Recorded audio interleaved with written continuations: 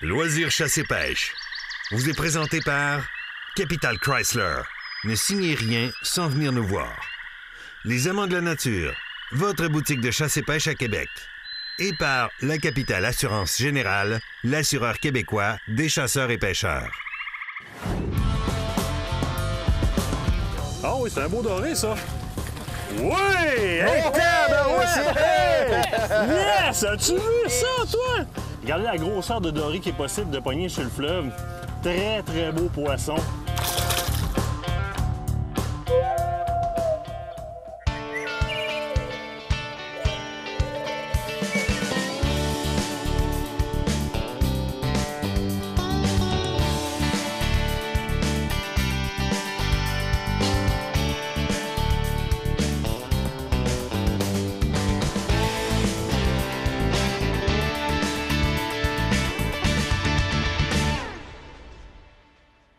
Hey, bonsoir et bienvenue à Loisirs chasse et pêche. Au menu pour vous ce soir, on se déplace sur cette grande rivière qui nous rassemble tous, le fleuve Saint-Laurent avec les frères Nadeau. Question d'aller taquiner un peu le doré. Il sera question aussi de caméras de surveillance pour la chasse. Parlant de chasse, utilisation des grattages et frottages dans le cas de la chasse aux cerfs de Virginie. Et en fin d'émission, je me garde un peu de temps, question de vous parler des coupes de viande ou du moins de la transformation de viande que j'aime bien. Transformation un peu nouveau genre qui nous change des coupes classiques, malgré qu'on aime toujours bien savourer un bon vieux steak. Quelques sujets en introduction, question de vous rapporter quelques nouvelles. La première n'est pas très réjouissante, du moins, moi, ça m'attriste énormément. Je vous parle de l'état actuel du cheptel d'orignaux et principalement dans le sud-est de la province. L'est au complet, mais principalement le sud-est de la province. Vous savez, dans les dernières années, on a parlé beaucoup de la tique de l'orignal. Certains le prenaient très au sérieux et avec raison. Et on parlait surtout de ce que ça pouvait provoquer. Mauvaise nouvelle, c'est en train de nous arriver. On parle avec les biologistes, on parle avec vous, chasseurs. Vous sortez de vos territoires et vous nous rapportez l'état des choses, que vous constatez vous-même. Vous savez, on est les yeux des biologistes sur le terrain. Et ce que vous nous rapportez, c'est ce qui suit. Souvent, Martin, on va sur une réserve où est-ce qu'on chasse avec notre famille depuis 10, 15 ans. On a toujours eu un taux de succès faramineux, du 80 90 des moyennes de chasse d'une demi-journée, au pire une journée et demie. Déjà un abattage de fait. On arrive là cette année, que des vieux signes. Presque pas de traces. Les bouts mangés après les arbres, après les arbustes, ont de l'air vieux de l'an passé, du vieux crottin. On dirait que les orignaux se sont évaporés. Et on confirme ça lorsqu'on entend certains biologistes nous parler de la quantité de carcasses qui sont retrouvées annuellement sur quelques-unes des grandes réserves, seigneuries et pourvoiries. Ça fait peur? Oui, ça fait très peur. Certaines régions auraient des réductions, et là, je n'avancerai pas de pourcentage parce que je n'ai pas les données justes. Les données vont s'en venir bientôt, et c'est là que ça va faire mal. Mais des réductions majeures des cheptels d'orignaux dans certains secteurs dans l'Est, et comme je vous disais tout à l'heure, principalement dans le Sud-Est. Les pourcentages, les taux de réussite de toutes les réserves vont sortir comme d'habitude quelques temps après la chasse, après la fin de la chasse à l'orignal. C'est là qu'on pourra constater réellement l'effet qu'aura eu la tique de l'orignal. On nous avait proposé, vous le savez, dans le passé, quelques solutions. On avait passé par-dessus une peut-être utilisation de certaines substances dans les blocs de sel. On jugeait que ça rendait la viande peut-être incomestible par la suite. Il y a quelques autres solutions qui ont été survolées, mais on n'a pas encore de concret. Et ça, c'est l'autre chose que j'ai hâte de voir. On va avoir d'abord les chiffres des réserves, puis on va voir la réaction de notre ministère, avec un nouveau ministre à sa tête, oubliez-le pas. Voir si on va faire avancer un petit peu plus vite les choses avec celui-là. De nouvelles solutions, vers où on s'en va, parce que là, ça prend un chapitre B à tout ça. Chapitre A, ça fait plusieurs années qu'on chiale sur la tique, qu'on dit ce qui va se passer, bien là, ça se passe. Il faut passer au chapitre B et voir qu'est-ce qu'on fait pour régulariser, pour mieux gérer notre cheptel, notre roi des forêts, ce qui représente ce qu'on est au niveau de la chasse comme Québécois, l'orignal. Souvenez-vous, la chemise à carreaux, les vieux films, on part de là, c'est notre folklore. On est en train de l'échapper, il va falloir faire de quoi. Je m'en vais sur une note un petit peu plus positive. Je me suis donné comme devoir de vous présenter, heureux devoir, on va le dire, pas trop compliqué, de vous présenter plusieurs artisans dans le domaine de la chasse, de la pêche et du plein air. Des artistes qui s'illustrent ou qui se démarquent par l'utilisation de la nature ou la représentation de la nature dans leurs œuvres, soit des peintres animaliers, des sculpteurs, etc. Et je vais tenter de vous en présenter plusieurs pendant la saison. Aujourd'hui, je vous en présente une première qui est en même temps une bonne amie à moi qui m'a donné dernièrement une toile en me disant « Martin, ça c'est pour toi, ça te représente. » Et j'ai été heureux de la recevoir, Annick Kleiss, qui est une peintre animalière, tout d'abord dans le domaine des chevaux. C'est une personne qui a des chevaux, qui aime les chevaux et qui est retombée dans la peinture dernièrement. Elle est tombée là-dedans comme dans Potion magique. Et elle m'offre une peinture du nouveau genre qu'elle met en application, c'est-à-dire les cervidés. Dans mon cas, un bel orignal avec un espèce de fond de... Une espèce de fond de graffiti quasiment, quelque chose qui vient vraiment me rejoindre et que j'aime énormément. Vous allez voir dans le bas de la page apparaître, dans le bas de l'écran apparaître l'adresse ou du moins le nom de sa page Facebook. Allez voir là-dessus, vous allez voir un peu qu'est-ce qu'Annick fait comme représentation animalière au niveau des chevaux et des cervidés. Rincez-vous l'œil, ça vaut la peine. Autant des petites que des grosses, ça en a de tous les genres. Et dans les prochaines émissions, je suis en train de vous présenter d'autres artisans, d'autres bons artisans du Québec dans le domaine animalier. En terminant, je vous parle du blog de la FDCP. Dernièrement est apparu en ligne Plus de bonheur cet été, un blog sur le site web de la Fédération québécoise des chasseurs-pêcheurs. On se l'est fait annoncer comme étant un petit blog qui apparaîtra avec quelques outils, quelques conseils de pêcheurs et de chasseurs, quelques petits outils. Ça devient tranquillement pas vite une réelle encyclopédie. Vous vous rendez sur le site web de la Fédération québécoise des chasseurs-pêcheurs. Dans le menu en haut, il y a un onglet blog. Allez cliquer là-dessus. Certains chasseurs-pêcheurs que vous connaissez, certains de la relève, qui vous offrent leur connaissance en vidéo, en écriture, de très bons outils. Ça part de l'éviscération d'un cervidé en passant par certains conseils de pêche. Il y a une trappeuse aussi qui s'implique là-dedans. Beaucoup de renseignements qui sont disponibles. Ça fait partie du mandat ça, de la Fédération québécoise des chasseurs-pêcheurs. Depuis plusieurs années, ça bouge énormément au niveau de la Fédé. Un autre très bon exemple, après les zones de pêche, allons pêcher, zones de chasse, excusez-moi. Maintenant, on a le blog qui apparaît. Donc, tous des outils qui sont faits pour vous, des outils d'apprentissage.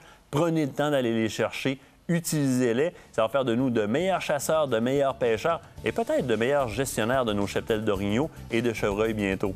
On se quitte le temps d'une première pause. Au retour, on s'en va justement sur cette belle grosse rivière-là, le Saint-Laurent, taquiner le doré. Restez là.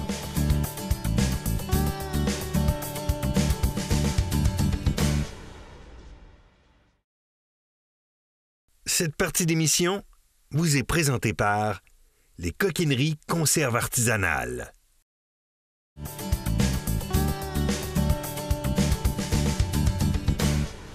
Une des richesses qu'on a au Québec, point de vue pêche, bien sûr, c'est le fleuve Saint-Laurent. À partir de très loin, en Basse-Côte-Nord, aller jusqu'à passer l'île de Montréal, bien à l'ouest, tous les Québécois ont accès au fleuve Saint-Laurent pour y pêcher. L'an passé, on vous a présenté un super reportage de pêche à l'Est-Surgeon sur le fleuve Saint-Laurent avec deux nouveaux amis qu'on s'est fait. Et on s'était promis de se revoir, les frères Nadeau. Comment allez-vous? Salut Martin. Sébastien, Frédéric, t'es en forme? Yes, très bien, merci. Hey, prise 2, on retourne sur le fleuve avec vous autres. Oui. Ce matin, on va au Doré. Ouais, doré jaune, doré noir. On va s'attaquer à ça. On a un peu de vent aujourd'hui, mais on va essayer de s'acclimater. On va trouver des secteurs où il n'y a pas trop de vent. Puis on va essayer de sortir du poisson, c'est ça aujourd'hui. On va se le dire, hein, c'est un des plans d'eau privilégiés pour le Doré, notre fleuve Saint-Laurent, Ouais. si on apprend à le travailler. Évidemment, si on n'a pas d'embarcation, ben c'est le service de guide un peu comme vous offrez vous autres. C'est Ouais. ce que vous allez nous faire vivre ce matin. Yes. Hey, j'ai hâte d'aller pêcher, moi. Toi aussi. Parfait, on est parti.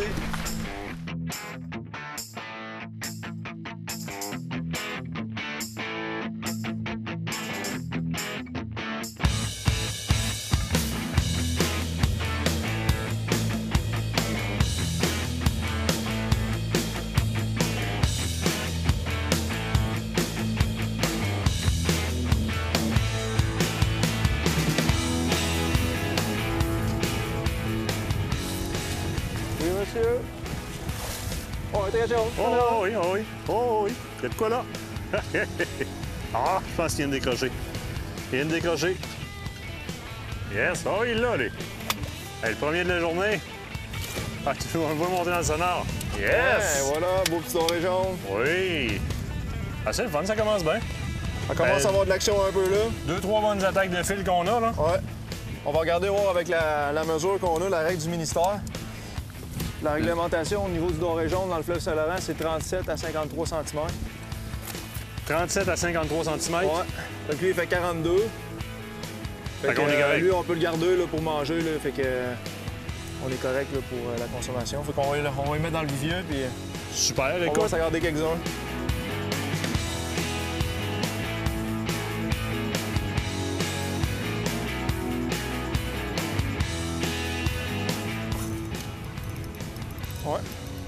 Ouais.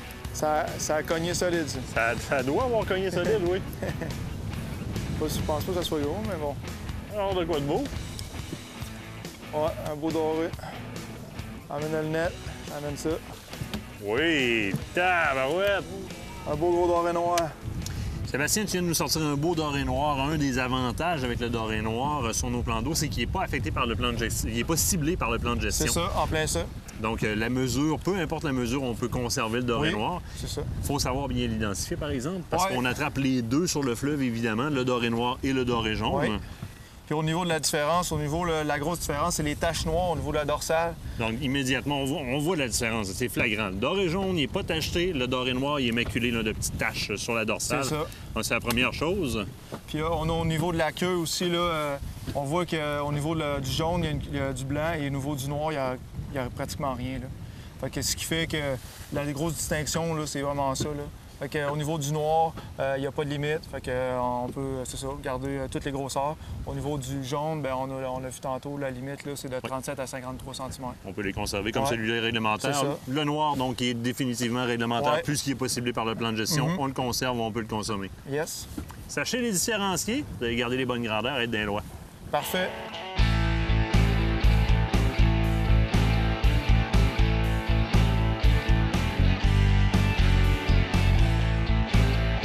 Faites quoi? Ouais, j'ai quelque chose. Un petit poisson, pas bien gros, mais un petit poisson pareil. Un petit doré noir. Petit doré noir, on voit Ouais. très bien les points sur la dorsale. Ouais. Tout petit, on le remet à l'eau.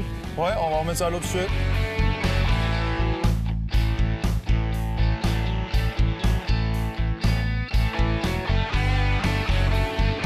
Fiche? Oui. Ouais. On a trouvé la bonne profondeur, fait que... On est quand même assez profond, là. Ouais, on est vraiment creux, là, 37 pieds. Encore un petit doré Ouais, noir. encore un petit noir. Ce gros-là, on met ça à l'eau pareil. Ah, ouais, c'est sûr. C'est bon. On va C'est remettre juste- ça à l'eau.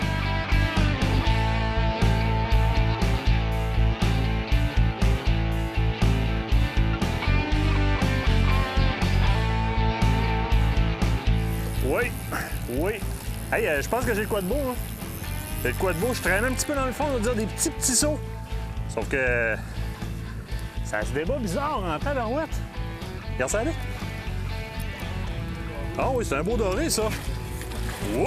Hey, tabarouette! Hey! Yes! As-tu vu ça, toi? Hey, il est beau. Il est vraiment beau. Juste question de le montrer. Regardez la grosseur de doré qui est possible de pogner sur le fleuve. Très, très beau poisson. Mais ça, c'est un géniteur, puis on va le retourner tout de suite à l'eau. Question qu'ils nous en produisent d'autres pour les prochaines années. Hey, merci, mon beau, je suis content. Mais là, je me dépêche, on s'en va à l'eau.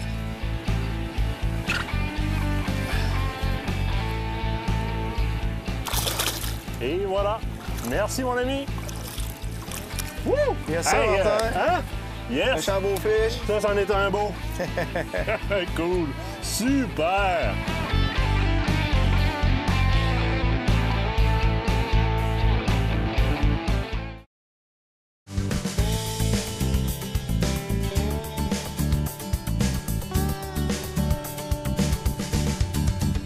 Sébastien, aujourd'hui, on pêche avec des montages qui sont pas mal classiques sur le fleuve pour le doré. Oui. Fait que c'est ça, on utilise vraiment des têtes cylindriques d'un once et demi aujourd'hui, avec des verres de plastique là, de différentes compagnies, différentes couleurs. Donc, c'est ça. Des fois, on utilise des worms comme ça, là, de 6 pouces. Des fois, on va y aller avec des manettes de 4 pouces. Ça dépend vraiment là, du feeling du poisson. Mais on est dans leur soupe, là, tout C'est le ça, temps. vraiment tout le temps dans leur soupe. Puis comment qu'on les monte, fort simple, on vient piquer finalement le verre de plastique soupe. On l'enfile, on le ressort. Et rentrer ça. On est rentré l'embout. ça, c'est le montage classique. Puis on vient remettre là, un hameçon remorque là, ou un trailer hook, comme qu'on l'appelle. L'hameçon de la deuxième chance. Ouais, nous, finalement, c'est nous autres qui les fait, là, les trailer hook. On les vient les piquer directement dans l'hameçon principal. Puis on vient finir ça. Fait que, tout simplement, quand que le doré, comme aujourd'hui, là, il est plus, c'est plus tough, là, la morsure est plus tough, bien, il va venir chercher le trailer hook, puis à la place de tirer sur le verre de plastique, bien, il va se prendre. Puis on vient finaliser finalement avec un verre de terre là, pour rajouter l'odeur ou un goût là, quand que le poisson va venir totalement attaquer le leurre. Fait qu'on vient juste mettre le verre de terre directement, comme ça. Moi, j'aime bien prendre la partie du cœur ici pour passer comme C'est ça. en bague dedans. C'est la partie la plus solide du verre, si on le veut. Fait que quand on passe d'un bord à l'autre de cette petite bague-là, ça me permet d'avoir un point d'ancrage qui est quand même assez solide. Puis le reste, on le laisse pendre tout simplement, il va venir s'étirer. Ouais. C'est le point le plus solide du verre. En plein ça. Dans notre cas, aujourd'hui, on termine avec un petit peu de sauce magique. Oui, les phéromones, finalement. Le produit Ferromox, c'est la fermonette qui vient nous donner un coup de main qu'on vient appliquer, évidemment, sur les parties où est-ce que ça tient. Parce que sur les leurres souples, ça a un petit peu plus de misère à tenir.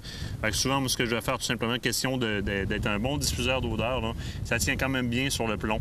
Donc, je vais venir en mettre à la tête comme ça. Donc, en faisant ma dandinette, bien, ça va laisser de l'odeur en masse. Ça donne une bonne chance, surtout quand l'eau est brouille comme aujourd'hui. Ça a brassé, il y a fait des orages, il y a eu des orages hier. Ça rajoute un plus, finalement, au niveau de l'odeur, au niveau du leurre. Donc, c'est le doré qui hésite un peu, ben l'odeur va lui donner un plus. Pas plus long que ça. Ouais. Et voilà, on est armé. On a notre kit de survie pour le doré sur le fleuve. Parfait.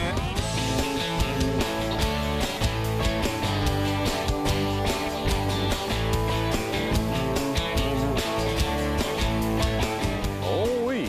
Yes, sir. Oui, je pense que j'ai de quoi de très beau. Écoute, tant que c'est pas sorti de l'eau, on peut pas dire si c'est très beau ou pas, mais l'agressivité avec laquelle c'est venu cogner sa ligne, là. Puis regarde ma ligne. Regarde ma ligne. Oh oui, hey. Oh oui, non, c'est... Ça a l'air d'être beau, ça, Il travaille dans le poignet, celui-là. Il travaille dans le poignet. Hey, viens-t'en. Ouais, pas si pire que ça, il était juste bien vivant. Un autre beau petit doré jaune. Oui, si on regarde ça, ça nous donne un 41 cm. Ouais. Donc, on est légal. Oui, on est légal au niveau du jaune. On peut le conserver. Ouais. On rentre dans les lois au niveau du plan de gestion. C'est ça. Fait que ça C'est s'en lui va. qui saigne beaucoup, puis on l'a vraiment blessé, mais on va le conserver pour la conservation. Oui, absolument.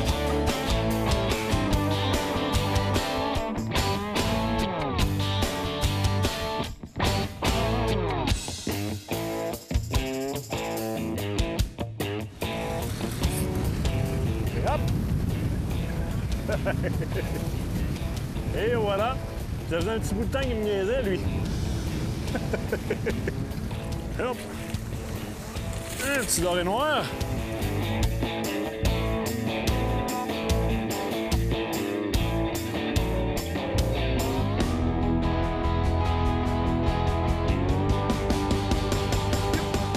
Oh oui!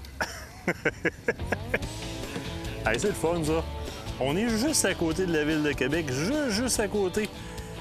Un trou d'eau dans lequel on va le moins souvent pêcher. Et voilà, encore Un beau petit doré noir. ouais. Il y a une affaire qu'on pourrait dire aussi, Martin, t'en vois plusieurs depuis tantôt, parce que à date, il met les Ferromox de la fermonette dessus, Oui. puis c'est lui qui a le plus de touches à date, fait que... Ben, il faut dire que je le beurre. Ouais, vraiment, t'en mets vraiment beaucoup, puis peut-être l'odeur aujourd'hui, ça l'aide, là.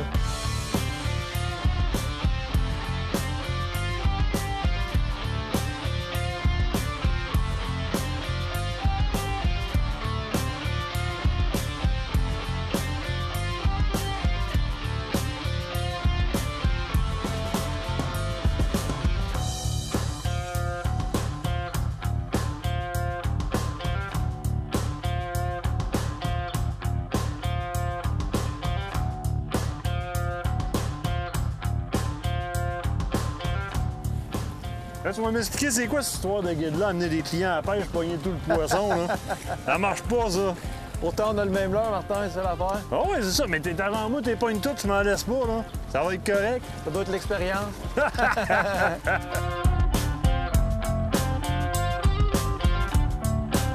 Oui! Ouais, un autre beau noir. Ça, je dis, regarde, il pogne tout notre poisson. Encore pris sur le hameçon remorque.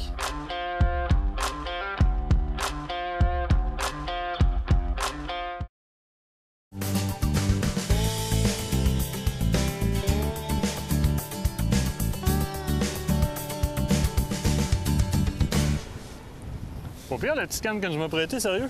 Ouais, c'est vraiment des J'aime bien cannes gros. qui sont faites pour faire du jigging, finalement, faire de la dandinette. Qu'est-ce que tu catégorises comme étant une bonne canne pour faire de la jig comme ça? Une canne qui est courte, avec une action qui est quand même rigide. Fait qu'on a une canne le Okuma Dead Eye qui est faite Oui. vraiment pour faire du doré puis faire de la jig. C'est une canne de 6 pieds avec une action, mais avec un power medium heavy, avec une action face. Fait que on a une bonne sensibilité avec un plomb d'un once, un once et demi comme qu'on fait aujourd'hui. C'est des cannes qui sont faites pour ça. Puis on rajoute dans le moulinet là, de la tresse de 20 livres. avec encore un moulinet Okuma Dead Eye. C'est vraiment le kit pour le doré chez Okuma, ça. Oui, c'est vraiment le kit pour faire de la jig. C'est ce qu'on utilise d'autres au fleuve, c'est vraiment ça. Puis notre clientèle aussi qui vient dans le bateau pêche avec ça.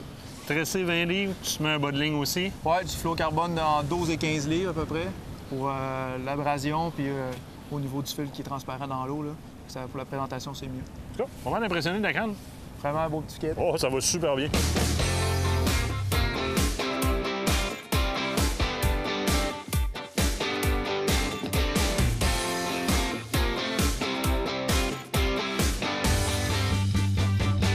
Yep! Oh, c'est à mon tour. Yes! Oh, c'est... Ouais! Un autre petit noir. Un autre petit noir. Ouais. Hey, on est changé sur le doré noir aujourd'hui, hein? Oui, vraiment. Là, je me demandais sérieusement si t'avais ramassé tous les poissons de la baie, là. ça me console un peu, là.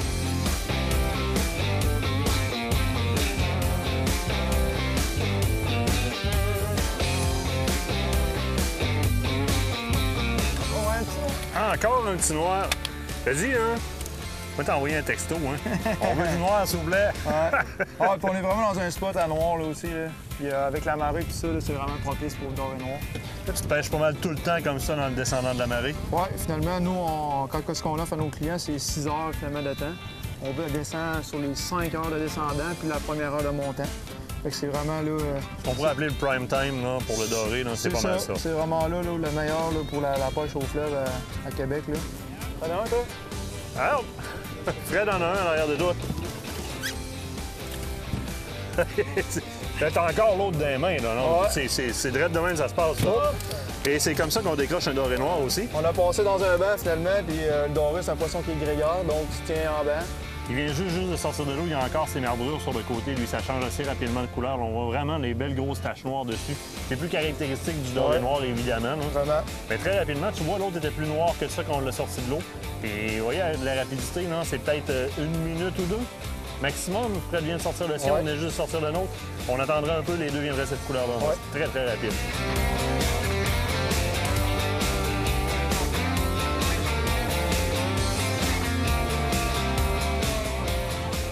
Je sais pas ce que j'ai après ça, mais quand je l'ai ferré, moi j'avais ferré dans la bedaine. Ça lève, c'est un esturgeon. Wow! Hey! Finalement, on vient d'upgrader de doré un esturgeon. Hein? Ben voyons donc, toi!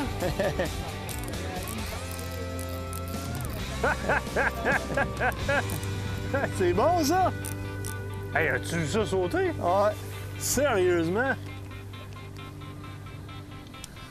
Il va encore sauter. Il va encore sauter? Ouais, il saute.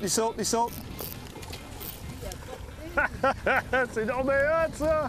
Wouhou! Ben voyons donc! Donne un méchant chaud, on va te dire. Hey, c'est bon, hein? Il était avide de spectacle, lui? Ouais. Oh, là, il s'est pris dans la queue, par exemple. Hop! Là c'est fini. À moins qu'il sorte de prendre. Peut-être. Oh, il se déprend. Il va rouler. C'est reparti. On change de bord. Oui, je vais sortir de là, là. C'est pas moi qui mène. À la dandinette, mon homme! Quand tu fais ça, on s'est entendu que c'est pas un doré parce que Non, c'est c'était une lourd, louche. c'était pesant. Et voilà. Hein, super beau, ça! Puis on peut le voir, il est vraiment plus par la bouche, là. Hey, un esturgeon à la jig, toi! Bien content de mon combat. Vraiment un beau poisson.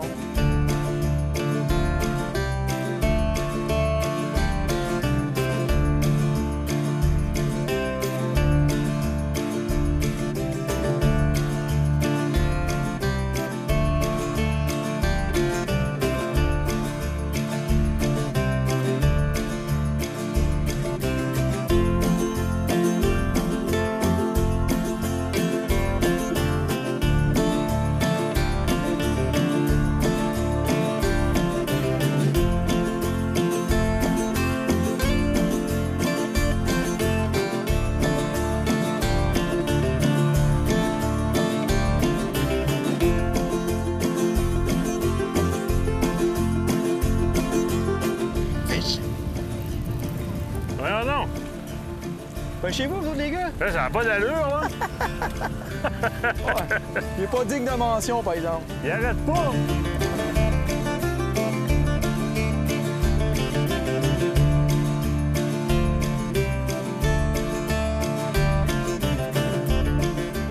Moi, ça, c'était trippant. Ton esturgeon. Ah, vraiment trippant. Un méchant beau jump, tout, là. C'est vraiment trippant comme journée. On a commencé la journée un peu difficile avec le vent, les conditions d'eau brouille. Oui. Tellement on s'en est bien tiré. On a pris pas mal de doré, on a pas un esturgeon. C'était vraiment trippant comme journée. Le petit secret, encore une fois, hein, solliciter tous les sens du poisson. Quand on voit que le poisson ne voit rien, il n'entend rien, on a rajouté de l'odeur, c'est l'air. Oui. Dans ce cas-ci, le Ferromox, c'est la ferme Monette. Oui. Ça a payé. Sauf pour Fred, mais tu auras ta chance de te reprendre parce que c'est sûr. Moi, c'est sûr que je reviens avec vous autres, je reviens pêcher avec vous autres. Là, j'ai parlé, Fred va me sacrer une voilà la prochaine fois, quelque chose d'assez solide. Merci. Mais c'est pas grave parce qu'on a eu énormément de fun. Ouais, toi aussi, on a bien du fun quand vous venez, puis on tourne les images, tout ça, puis on aime bien ça. Les gens qui veulent vous trouver facilement sur Facebook, service de guide Nadeau et Frères. Oui. Ayez pas peur, ils sont pas méchants, ils mordent pas. Et surtout, ils vont où est-ce qu'il y a du beau poisson. Yes. Merci bien. Merci les gars.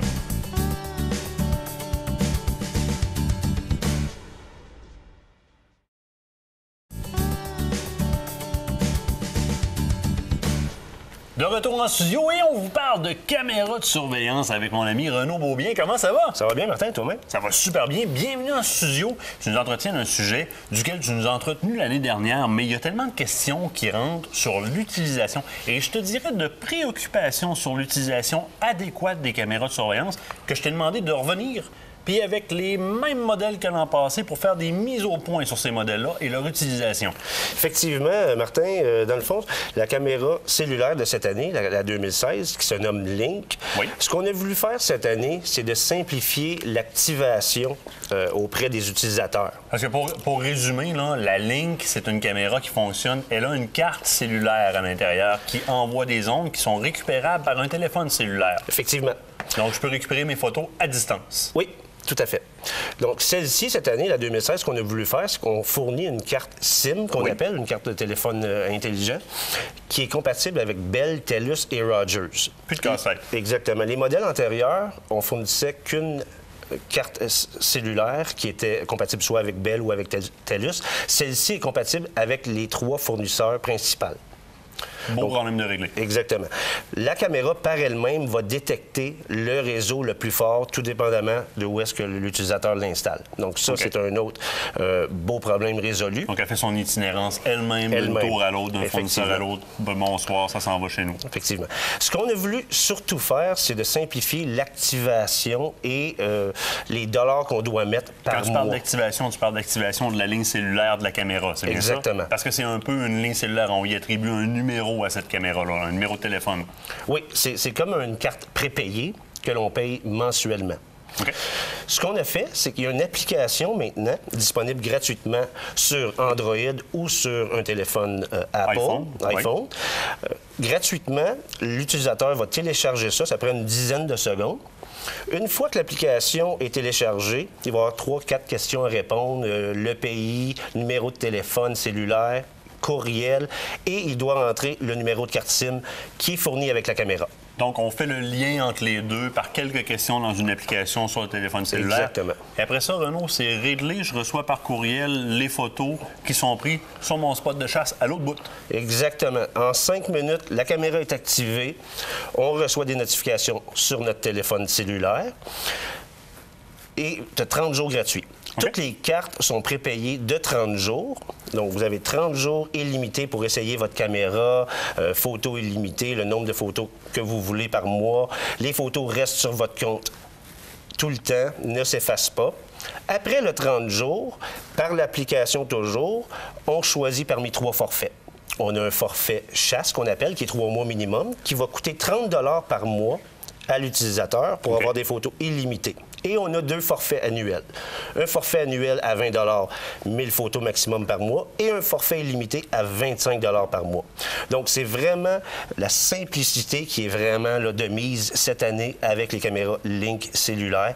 Très facile à utiliser, très facile à activer. Très bien fait aussi. Petit truc à t'écouter, ça veut dire que cette caméra-là, à l'échange de cadeaux cette année, moi, je la donne à mon beau-frère. Je m'en rachète une l'année prochaine, je repars avec un 30 jours gratis. Effectivement, 30 jours gratis. Très bien fait, ça se détache très, très bien. Le mécanisme est très simple. Hein? On garde le récepteur, si on veut, après l'arbre avec une courroie. Et rapidement, j'ai accès facilement au contrôle et à visualiser mes photos directement dessus. Oui, effectivement. Donc, ça, c'est pour la première. La deuxième, on parle d'énergie solaire, on parle d'autosuffisance, si on le veut. Une caméra qui est munie d'un récepteur ici, le rayon solaire, si on veut, de cellules qui vont capter l'énergie solaire et les transmettre à la batterie. On en a parlé l'an passé. Tu me disais un peu l'autonomie de ça. Ça tourne alentour de quoi?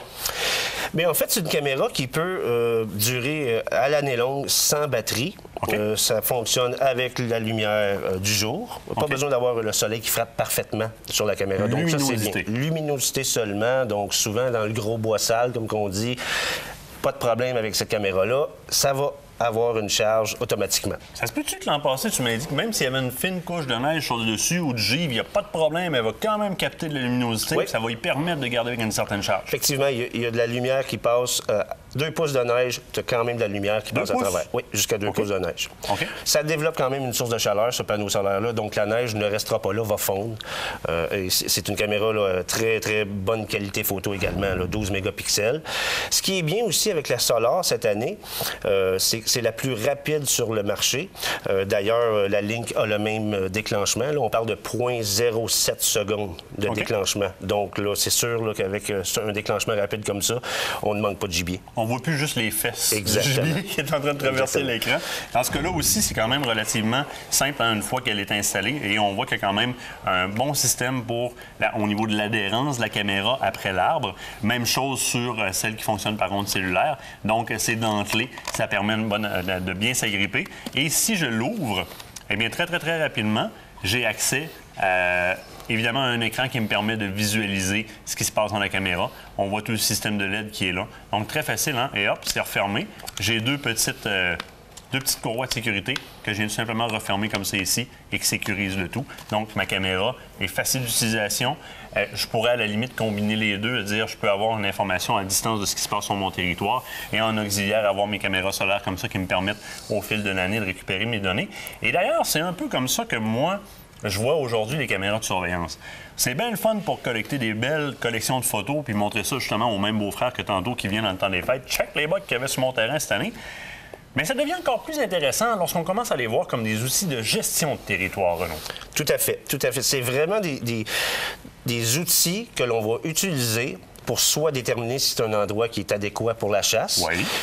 Si on voit qu'il n'y a rien qui se passe ou que c'est des activités qui ne sont pas adéquates, juste des ours. Hein? Je suis au chevreuil, je voyais des ours sur ma caméra, bien, je pense qu'il faut changer de place. Exactement. Maintenant, de plus en plus de gens installent ces caméras-là très tôt au printemps. Donc, on a le temps, dans le courant de la saison, du printemps et de l'été, de déplacer nos caméras et de se trouver un endroit adéquat. Et les caméras servent à ça. Alors, je vais confirmer l'activité que sur mon territoire. Et comme on dit souvent, à la pêche comme à la chasse, un des grands secrets réside dans l'adaptation à laquelle je suis capable de réagir, si on le veut. Donc, réagir en adaptant mon type de chasse ou mon endroit, mon type de pêche. Mais c'est un outil qui me sert à ça. Je vais voir ce qui se passe sur le territoire. Parfois, tu sais, on le sait tout, là. On est sur des salines, les chevreuils, ça vient, c'est saline, ça vient, c'est saline. Tu arrives à l'automne, pouf, il n'y a plus personne là. Il n'y a plus personne. Exact. Ça me permet de faire un certain suivi. Donc, surtout lorsque je peux recevoir mes photos à distance comme ça, je peux savoir sans me déplacer, oups, il n'y a plus d'activité sur ma saline. Je vais opter pour, par exemple, je vais sortir la moulée et je vais aller en mettre en périphérie puis je vais placer d'autres caméras pour voir de quoi ça a l'air. Tout à fait. Et ces deux modèles-là, en plus, Martin, c'est vraiment des modèles parfaits pour des gens qui ne vont pas souvent à leur endroit de chasse. Tandis que les cellulaires, si vous êtes à 3 heures de route, vous n'avez pas le temps d'aller voir à toutes les fins de semaine vos photos. Non. Donc ça vous il y a amène le hockey, vos photos. Il y a le football, il y a le soccer, il y a tout ce qu'on voudra. Ça nous rend service. On n'a plus le temps d'y aller sur nos territoires. Renaud, je te remercie. C'est moi qui te remercie, Martin. Moi, je vais continuer à te recevoir d'année en année. Tu nous amènes des belles bebelles. C'est bien intéressant. Merci beaucoup. Nous, on se quitte le temps d'une pause. Au retour, serre de Virginie, frottage et grattage avec Stéphane Monette.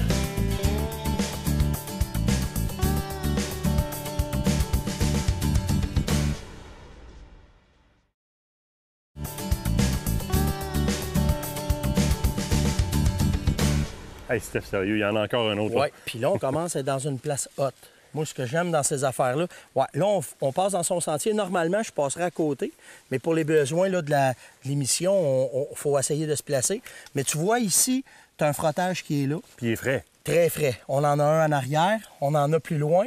Mais ce qu'il y a de caractéristique, c'est quand on s'en venait, On les voyait ne pas. savait pas. Non. On doutait qu'il y avait un sentier de chevreuil, mais on ne les voyait pas. Ça nous donne une indication quand est-ce que les chevreuils sont ici. Parce que là, on le sait que dans ce coin-là, c'était sale. Donc, je présume, on avait vu des couches. Oui. Donc, on avait un dortoir là. Puis en s'en allant par là-bas, on s'aperçoit qu'on le sait qu'il y a de la nourriture. Il y a des champs, on a des appâts faits dans ce coin-là. Donc, s'il part de la nourriture puis il s'en va se coucher, Parce que ça se passe le matin, généralement. là. et voilà. Fait que ça, c'est un sentier de matin. Fait que si j'ai à choisir quand est-ce que je vais regarder ces grattages-là ou que je vais faire un site de provocation, je vais le chasser le matin parce qu'il part de la nourriture, parce que c'est simple. Le chevreuil se nourrit en fin de journée et toute la nuit. Ensuite de ça, il va partir, puis dans la nuit, là, il va se coucher, il va ruminer, il va digérer. Mais quand le soleil se lève, il repart des places de nourriture puis il s'en va dans son dortoir. Là, c'est là que ce boc-là, en voyageant, il commence à laisser ses frottages pour la période du rut. Oui. Donc, le matin, il va passer ici. Si ça aurait été à l'inverse, qu'on serait arrivé, on aurait parti de la place de nourriture et que là, on aurait vu le dortoir où est-ce qu'il est, mais du dortoir, il part puis il laisse ses signes bien visibles jusqu'à la nourriture, bien là, c'est une trail de fin de Ça va journée. être une passe de soir. là, Une une belle passe de place soir, installée pour le de soir. fin de journée. Fait qu'il se lève, il a passé la journée à ruminer, à se reposer, il va partir de son dortoir puis il s'en va manger.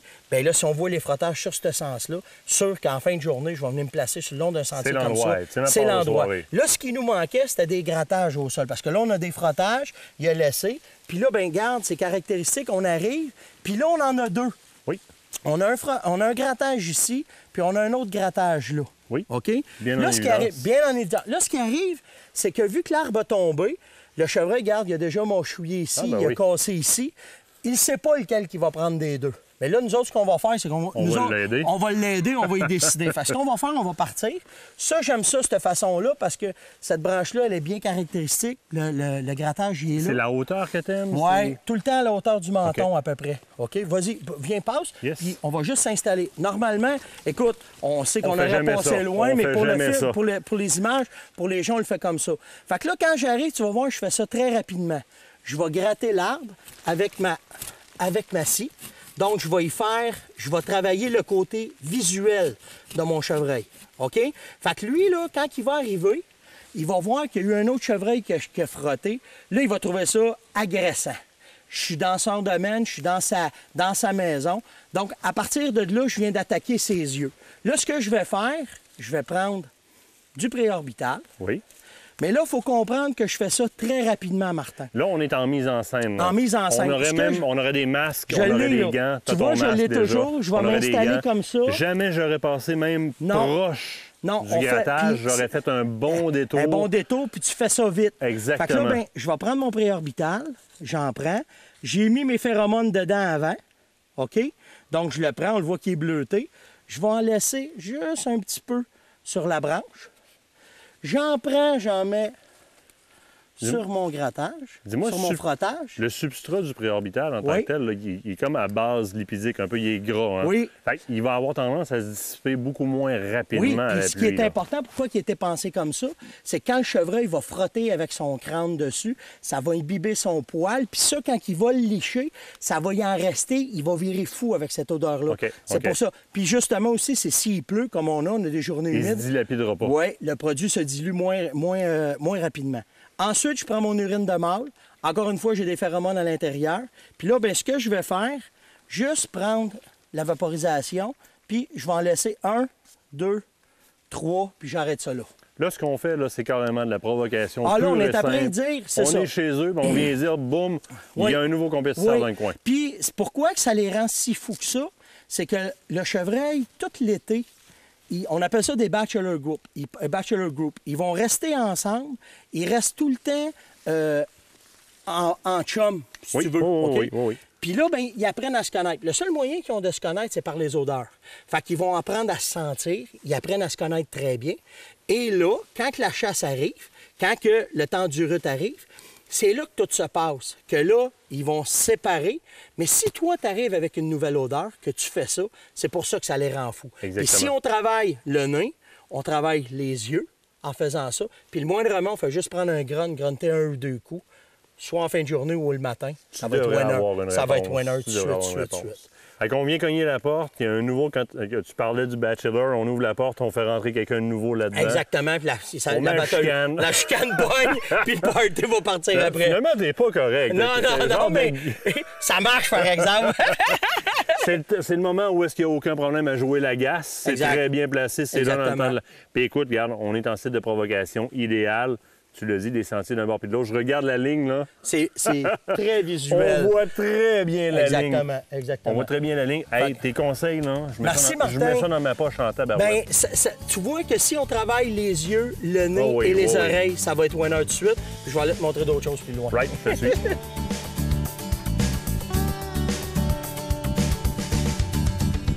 Ça donne-tu le goût? Stéphane qui nous parle de cerf de Virginie. Et juste avant, on parle de caméras de surveillance. Moi, ça me plonge directement dedans. Alors que moi et Stéphane, en début de saison, on est allé faire nos salines sur la réserve faunique de Papineau-Labelle. Et on est allé les réactiver un peu plus tard. Mais en se fiant un peu sur ce qui se passait sur nos caméras de surveillance, ça nous donne de très bons indices de quelle façon réaménager, de quelle façon établir nos stratégies. Mais ça donne surtout une grande chose. Ça donne le goût d'être rendu dans le bois à la chasse aux cerfs de Virginie, puis ça sent bien. J'ai hâte en tabarouette. Je m'en vais dans mon sentier chasse-pêche. Cette semaine, je choisis l'article de Martin Vaillant qui me parle de doré et de stratégie au niveau du doré. Mais là, un sujet qui est très intéressant, sur les spots de pêche, s'acharner ou changer de spot? Très grande question, qui est un peu ambiguë aussi. Hein? Lui-même nous dit, j'ai déjà écrit dans beaucoup d'articles et je me rends compte que j'ai pas pris la peine de dire, bien, quand tu es sur un bon spot, articule, gère-le au complet, sors-le les dorés, profites-en. Mais en même temps, s'acharner sur un spot et de perdre énormément de temps peut te faire perdre des belles opportunités ailleurs. Lui parle de quadriller un secteur, pas une, mais deux fois, souvent même plus tard en journée, de revenir sur une structure qui n'avait pas été fructueuse en début de journée. Il nous place même un beau petit graphique sur la façon dont lui voit le quadrillage d'une structure. On voit les courbes, la bathymétrie d'un lac et de quelle façon le faire. Évidemment, changer de structure, changer de technique lorsque ça ne marche pas. Est-ce qu'on parle assez souvent d'adaptation de techniques de pêche et de réadapter aux besoins et de changer aussi aux besoins votre-leur? Très bel article à lire, stratégique, à garder dans les tablettes. Et évidemment, bonne pêche au doré. Lisez ça dans votre sentier chasse-pêche. Ces conseils vous ont été offerts par le magazine Sentier Chasse-Pêche, la référence chasse-pêche au Québec.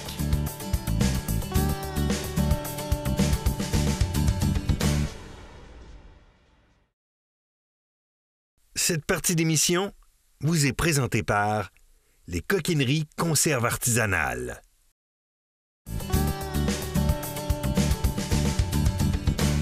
De retour en studio, un retour en studio appétissant. Oui, j'ai l'air d'un comptoir des viandes surgelées et avec raison. On est en plein temps de collection de notre grand gibier et de consommation de notre venaison.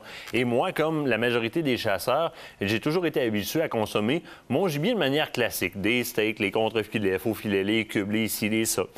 Je fais affaire depuis un certain temps avec le boucher qui nous nourrit dans nos tournages à tous les jours, qui est Port Santé et Coquinerie. Donc, les coquineries, conserveries artisanales. François, là-bas, fait un job extraordinaire et m'a fait découvrir plusieurs produits transformés, nouveaux genres un peu, certains auxquels je n'avais jamais goûté, qui a changé un peu ma perspective de certaines pièces de viande dans mes gibiers que je consommais pas, que je donnais rapidement, ou qui finissaient tout simplement à périr dans le congélateur parce qu'ils étaient là trop longtemps.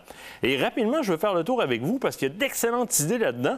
J'ai entre autres de l'ours devant moi que j'ai volé dans la boîte que Stéphane Monette avait laissé traîner chez François, chez Port Santé, parce que j'en avais pas sous la main. Mais différentes façons d'apprêter l'ours. Par exemple, François nous propose de faire des pièces de viande marinées comme ça, qui lui va retrancher par la suite en format fondu, de manière à faire de la fondue chinoise, mais déjà marinée, soit érable et chipotelé ou encore tomate et basilic. On choisit nos goûts. Avec l'ours, c'est excellent. Je l'ai essayé avec le chevreuil. Érable et chipotelé, là, vous allez y retourner souvent. Et évidemment, les pépérettes. Les pépérettes se font très bien avec les migrateurs aussi, mais se font très bien avec l'ours et la plupart de nos gibiers. Ça se traîne très bien, ça, lorsque vous êtes dans le bois, lorsque vous êtes à la chasse et à la pêche. C'est très bon. Chez nous, les enfants les aiment beaucoup. On peut les faire plus ou moins épicés, un petit peu comme les saucisses. Vous êtes habitués un peu plus avec les saucisses dans ces formats-là. La majorité des bouchers ont toutes leurs recettes. Ils ont souvent énormément de choix de goût. Ici, c'est des buffalo, d'ours. Mais regardez bien ce qu'on fait, nous, à la maison, souvent. des galettes de saucisses comme ça. Quand on fait aux enfants des hamburgers avec les galettes de saucisses de venaison comme ça, là, généralement, ça passe très rapidement. J'ai qu'à choisir ma sorte, donc ma saveur. Et c'est souvent là-dedans que je vais passer les pièces de viande que je vais moins utiliser. Les cubes à ragoût, ces trucs-là, les cubes à mijoter. Un amour que je me suis découvert dernièrement, c'est les jerky. J'aimais pas les jerky très déshydratés et très épicés, mais des jerky un peu plus moelleux comme ça, dans lesquels j'ai énormément de choix de saveurs. Vous voyez ici, j'en ai un sous la main. Justement, érable et chipotelé.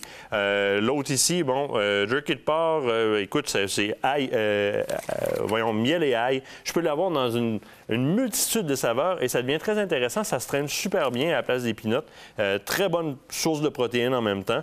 Dans l'ours aussi, le virant jerky comme ça amène l'ours à un autre niveau. On peut le faire quand même assez épicé, question d'amalgamer avec le goût de l'ours qui, pour certaines personnes, peut être un petit peu plus fort. Et souvent, vous allez être surpris. Les gens vont dire, c'est donc bien bon ça. Tu te souviens pas la dernière fois, tu n'avais pas aimé l'ours? C'est de l'ours. Ah ouais! Autre chose que j'ai découvert, les filets. Faire fumer ou mariner les filets et en faire des petites tranches comme ça. Ça se mange en bouchée dans le milieu de la table. C'est incroyable en format viande froide, si on le veut, un peu plus épaisse. Alors, on est dans le 3A là, comme viande froide. Là. Ici, on est dans le fumé. Les filets d'à peu près n'importe quel animal en venaison, que ce soit l'orignal, le chevreuil, que vous fassiez le sanglier en territoire contrôlé. Évidemment, le smoked meat proprement dit, mais du beau smoked meat bien tranché que je peux utiliser en 2 pains de seigle. Ici, on l'a fait avec l'ours de Stéphane Monette. Ben oui, Stéphane, je t'ai encore volé du stock. Donc, très bon. Smoked meat se fait avec la majorité des viandes rouges. Ça passe très bien et ça change un peu nos coupes. Quelque chose de très intéressant que je ne savais pas qui se faisait ou qui s'offrait, c'est le pepperoni. Il se fait du pepperoni à partir d'à peu près toutes les viandes aussi. Et François, aux coquineries, les conserveries artisanales, donc Porc Santé, a développé plusieurs recettes pour les différentes sortes de gibier en pepperoni comme ça, plus ou moins fort, dépendamment comment vous l'aimez. Nous autres, chez nous, dans les sandwichs des enfants, ça passe très bien. Dans les sous-marins, même dans le milieu de la table comme ça. Vous êtes amateur de sanglier en territoire contrôlé. Vous savez, on entend parler dernièrement qu'il y a du sanglier qui commence à traverser nos frontières. Moi, lorsque j'entends ça, je vois ce que j'ai dans les mains. Parce que le bacon de sanglier est divin comme rien d'autre, je pense. Déjà, le bacon, c'est toute une histoire. Hein? On peut faire des kilomètres pour aller chercher du bacon. Quand vous allez avoir goûté à du bacon de sanglier, c'est incroyable. Je pense que si on fait goûter au bacon de sanglier aux gens dans les territoires qui sont infestés par le sanglier, on va avoir réglé le problème d'infestation parce qu'ils vont tout le manger en bacon. C'est aussi simple que ça. On fait faire aussi souvent les plus grosses pièces de viande comme ça, d'un fois dans l'épaule qu'on fait pré-fumé ou pré-mariné. On peut les utiliser pour les effilocher un petit peu plus en les faisant à la mijoteuse à la suite avec beaucoup de légumes. Très bien. Encore là, une nouvelle façon de la déguster, notre viande. Super intéressante. Maintenant, je vous ai dit tantôt, ça, c'est des coupes, by the way, qui, moi, m'intéressent beaucoup, que je fais faire régulièrement. Puis je ressentais le besoin de vous présenter ces nouvelles types de coupes de viande-là, puisque c'est super intéressant à consommer. Je vous ai dit tout à l'heure que Porc Santé, les coquineries, c'est aussi ceux qui nous nourrissaient sur les tournages. Porc Santé s'est développé une spécialité dans les mets faciles, rapides à faire, qui s'applique très bien à mes activités comme chasseur-pêcheur. Imaginez-vous, on arrive à la fin de la journée de chasse, on a travaillé fort ou de pêche, on est fatigué, on voudrait manger quelque chose de réconfortant, mais on n'a pas le temps de le faire. Bien, c'est un peu ça qu'ils font en nous mettant toutes sortes de ragoûts, de sauces à spaghetti, de toutes sortes de mets, style grand-maman, là, avec le petit goût de cannelle et etc. On met ça dans le poêlon, on fait réchauffer, hop, on mange. Et dans notre cas, bien, ils nous livrent aussi, parce que c'est disponible, tous les sous-marins, les sandwichs, les petits croissants déjeuner. On passe une commande par téléphone pour notre groupe de chasse avant de partir. On est 5 chasseurs. On veut viande rouge, viande blanche. Dans le congelé avec des poitrines, des coques au porc, mais cuisses de canard confit dans le congelé comme ça. Ça fait un malheur. On le fait cuire rapidement dans le four au chalet et ça passe très bien. Donc, vous appelez François, Porc Santé les coquineries. Nombre de chasseurs, quantité de jours, j'ai besoin de tant de souper, tant de déjeuner, tant de dîner. Et ils vous livrent ça en boîte, tout préparé. Vous passez chercher votre commande, plus de casse-tête pour vous faire à souper. En même temps, faites-y confiance pour la transformation et réussissez ça à merveille. C'est tout pour cette semaine. On doit se quitter. La semaine prochaine, on parle d'ajustement de carabine et on parle aussi de champignons avec Mme Suzanne Nature. Soyez là!